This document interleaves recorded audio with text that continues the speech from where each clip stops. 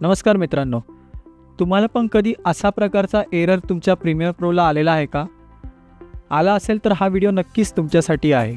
कारण की आजच्या व्हिडिओमध्ये मी तुम्हाला दाखवणार आहे की जर तुमची एखादी फाईल प्रोजेक्टवरून मिस झाली असेल तर ती कशी रिलिंक करायची असते. कारण की बऱ्याच वेळेला काय होतं, आपण चुकून आपल्या ज्या हार्ड डिस्कमध्ये आपल्या ज्या फाईल असतात त्या कधी आपण रिनेम करतो किंवा त्याचं आपण लोकेशन चेंज करतो. अशा वेळेला या फाईल आपल्या प्रोजेक्टपासून अनलिंक होऊन जातात. तर त्या लिंक कशा करायच्या हे मी तुम्हाला आजच्या व्हिडिओमध्ये दाखवणार आहे. व्हिडिओ नक्की तुम्ही शेवटपर्यंत बघा. कुठलीही प्रोसेस तुम्ही मिस करू नका, अदरवाईज तुम्हाला प्रोजेक्ट फाईल कशी लिंक करायची हे तुम्हाला कळणार नाही. तर चला सुरू करूया आजचा व्हिडिओ. तर आता तुम्ही बघू शकता माझ्या इथे 3 फाईल मिसिंग दाखवत आहेत.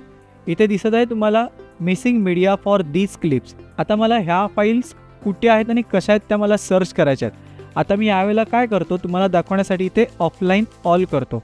समजा तुम्ही अशा प्रकारे समजा कधी प्रोजेक्ट ओपन होता तुमचा, त्यावेळेला तुम्हाला इथे असा मेसेज दिसून येईल की media offline. Okay, media offline म्हणजे तुमचा तिथे आता मीडिया अवेलेबल नाही आहे. मग हा आपल्याला एरर काढायचा आहे. त्यासाठी आपल्याला काय करायचं आहे, इथे तुमच्या प्रोजेक्ट विंडोमध्ये त्या फाईलवरती जा, तिथे राईट क्लिक करा. राईट क्लिक केल्यावरती ते लिंक मीडिया म्हणून तुम्हाला ऑप्शन दिसेल. किंवा तुम्ही तुमच्या टाईमलाईनवरती जरी आलात, पूर्ण तुमची टाईमलाईन सिलेक्ट करा, कंट्रोल ए करून राईट क्लिक करा व्हिडिओ क्लिपवरती.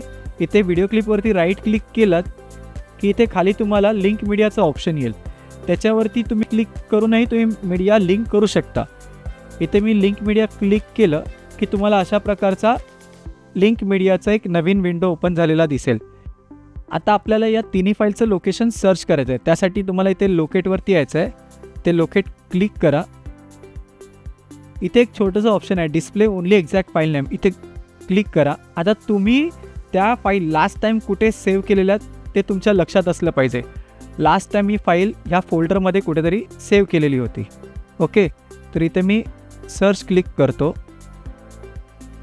हे बघा तुमची फाईल इथे सर्च झालेली आहे. दिसलं एक्झॅक्ट फाईल नेम असणार हा